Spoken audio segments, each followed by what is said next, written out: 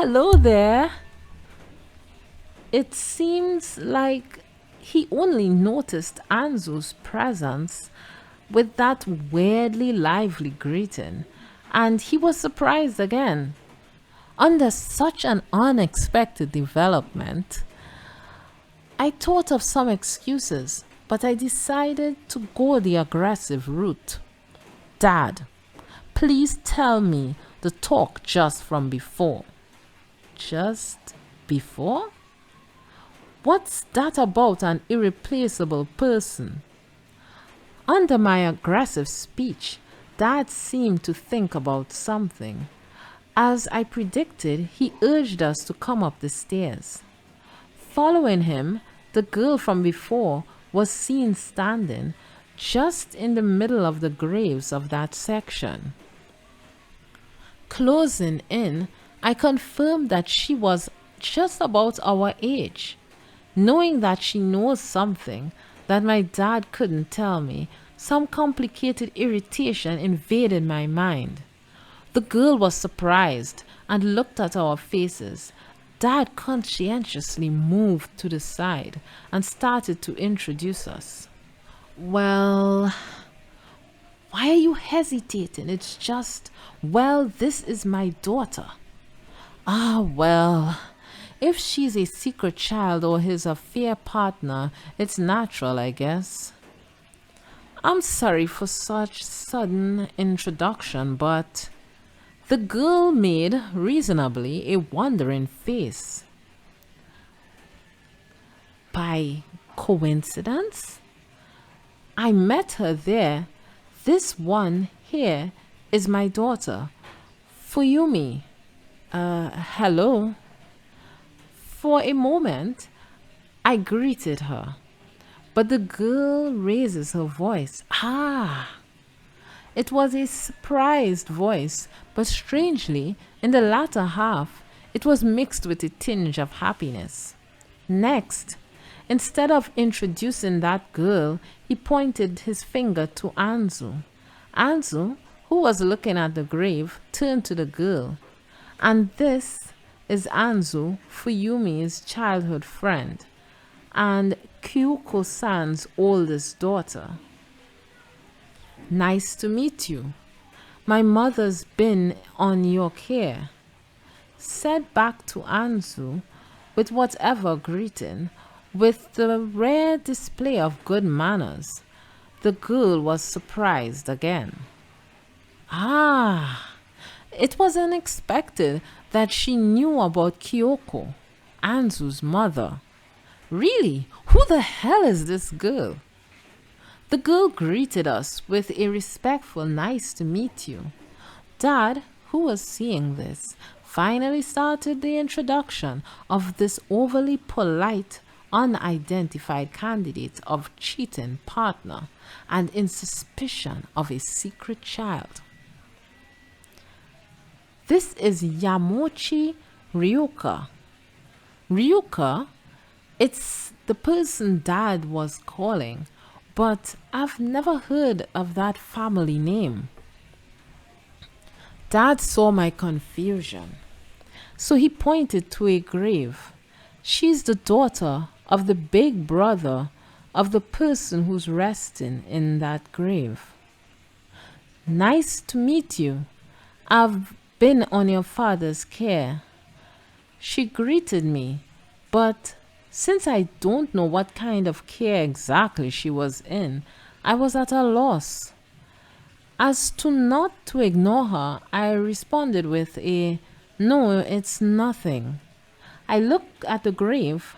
Indeed, it was written Yamochi family. Again, I don't remember anyone by that name. Over all the things I don't know, I concluded one thing.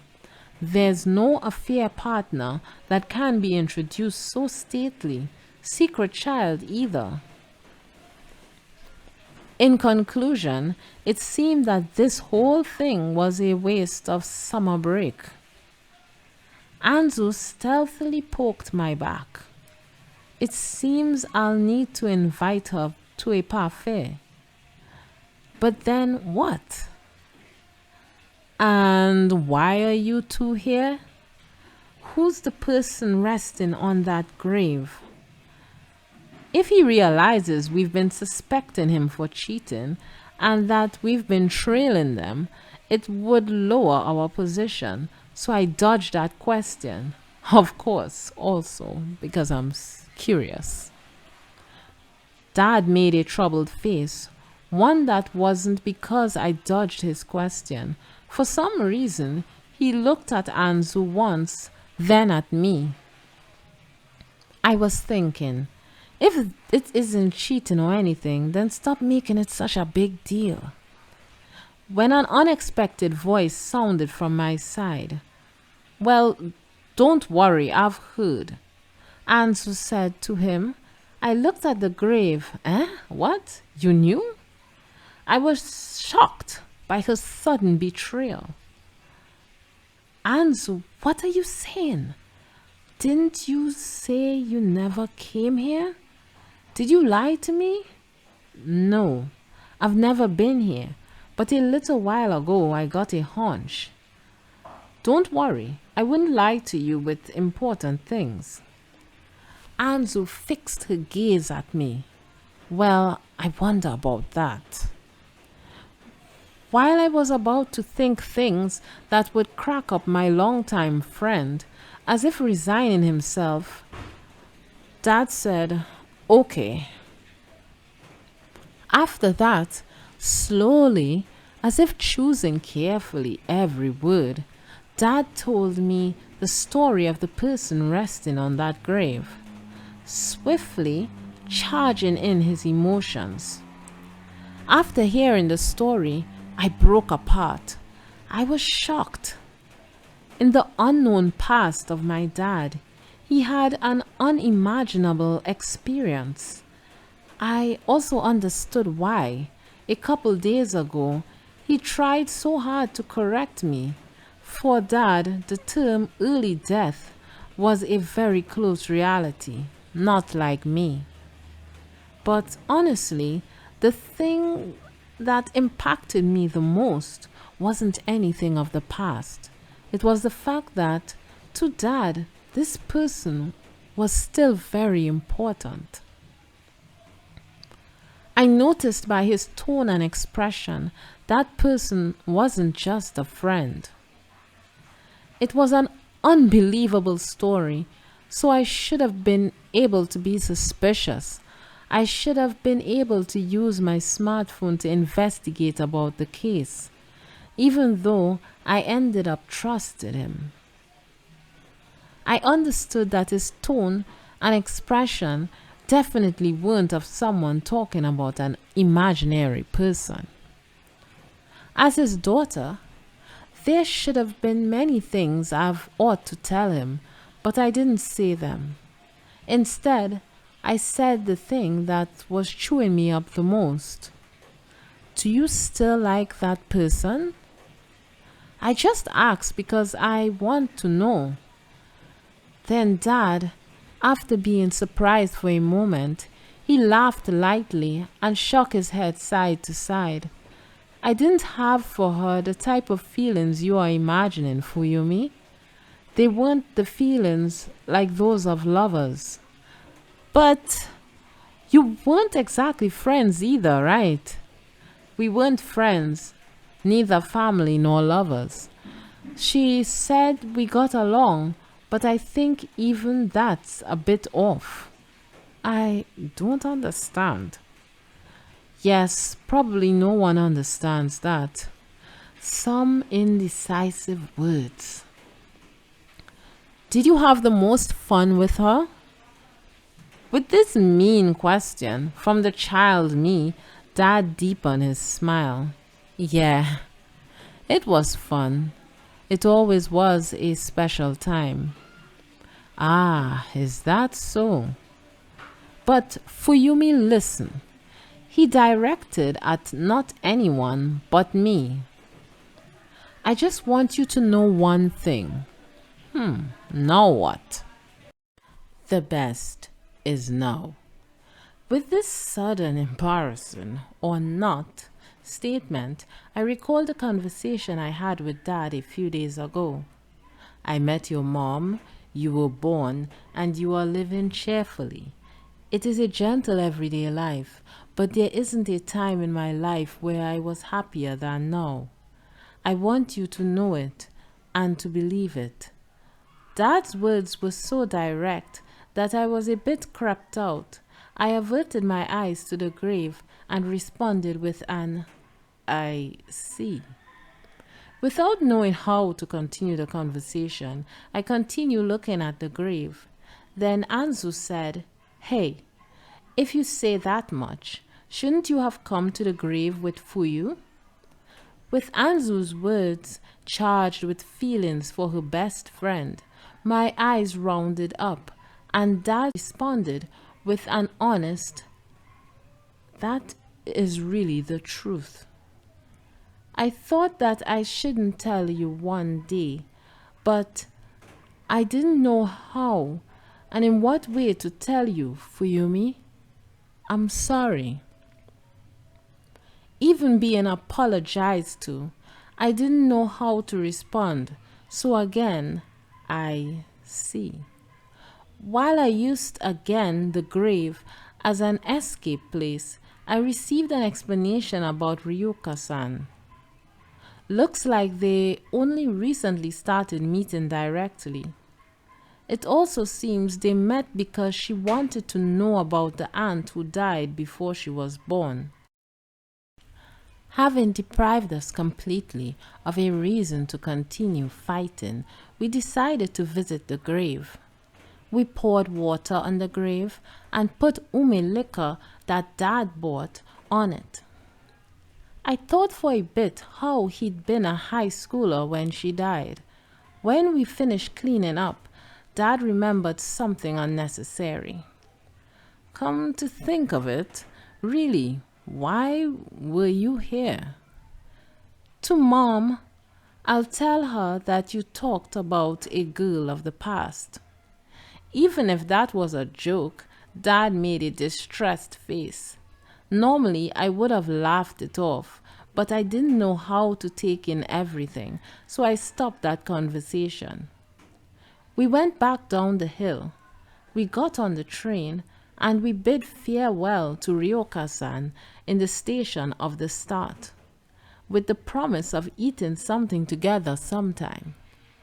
I exchanged contact information with her, with the hope that maybe sometime I can use this whole thing as a funny story. We then went to a certain station in our city, and I thought it would be time to part ways with Dad, but Anzu said suddenly, Well, I'll get going. What about the parfait? Don't you want it? Next time. For today I'm handing Fuyu over to you, so please get along. Anzu stealthily poked my back, and after making a promise for tomorrow, she got on her bicycle and went away. Anzu may have been attentive, but I thought for a bit that she shouldn't have left us alone in this awkwardness. But that doesn't work. I had noticed. If I don't lose this awkwardness now, I had a premonition that it would have been a long-lasting effect. I had come to the station by bicycle too, so Dad suggested I went ahead, but I used as an excuse that I wanted him to buy me an ice cream. The sun was coming down and it was getting a bit cooler. We chatted idly, pretending nothing happened. Basically, I talked about Anzu and Ryuka-san. I don't think Dad noticed, but it was just buying time. Eventually, I ran out of topics, and the time came for me to talk about something meaningful. But what am I supposed to say to get rid of this awkwardness? No, I should probably apologize here. Dad also apologized to me. It's awkward now because I'm in debt right now. I should apologize. Not because Dad had a special experience in high school. It's because I said such boring things. Because I made fun of the life that he says that is happiness. However, even wanting to try it, it seems that being a parent child is quite an inconvenient thing, while muttering or in the end, no words come out from my mouth. I tried my best, but in the end, it seems the awkwardness won. As an alternative, I tried asking this: how did you choose your life? The conversation turned into my future's theme. Before you thought of working in a publisher, for example, in high school, with such an incident, didn't you think of becoming a doctor or something? Looks like this question hit closer to Dad's precious place in his heart than I thought. Well, let's see. He stayed silent for a while, reflecting. There might have been such an option. However, after her death, I decided not to live narrowed down by the past. Why? Because the biggest thing I learned from her was to live accepting myself. Thinking about what I want and what are the important things, that is how I chose my life. Ah, so that's how he got this untimely, average everyday life. Do you want me to choose my life like that too? No. I want you to choose your own future with your own methods. This is also only my way of thinking. Is that so? It became again a vague response. In the end, without being able to say anything meaningful, without being able to apologize, we reached home. I went to park my bicycle as if nothing had happened. At that point, I had given up. But when I came back, he called to me, Fuyumi. Sorry for keeping quiet until now about such an important thing. Do you mean about Sakura-san? I thought that, of course it is, but Dad shook his head. That your existence here is an extraordinary thing. What the heck? The words that came to my mind were bad language, but at the same time, feelings that sprang up concentrated and pushed my back gently. I'm sorry, too. It was really short. It was really short, but I was able to apologize. And then we came back to our average house and life. Father Con. One day of summer vacation, that was the first words Anzu said to me after meeting up. So I thought of calling off the parfait thing, but honestly, with what happened yesterday, I couldn't deny it anymore. I decided to obediently head to the family restaurant. Well, wasn't it good? Isn't this what they say about being a calm after the storm? Ah, do you want some gum? I don't. Well, it was a good chance to think about things, and we put an end to that free spirit. Well, that's good. I bet he'll get caught again with something similar. Above all, I'm glad that this childhood friend of mine, who looks like she can't live without always saying one unnecessary thing, is doing well. I thought of becoming happy, even if it's boring. Yeah, now I've started to feel like that if I prioritize my happiness, I won't get boring.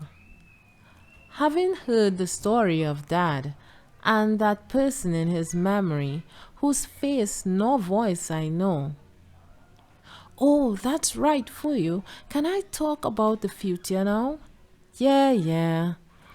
I was talking yesterday with my mom, and she gave us permission for the two-person trip of you and me of the other day. Oh, the overprotected Anzu-chan has been given permission to go on a trip? Ha, must have been hard getting permission. Absolutely. I'm worried if they can't stand a few days without their cute daughter. Just leave behind a stuffed toy or something. To us, whoever we are, whatever we do, we get excited about new hopes for the future. A gentle wind enveloped us.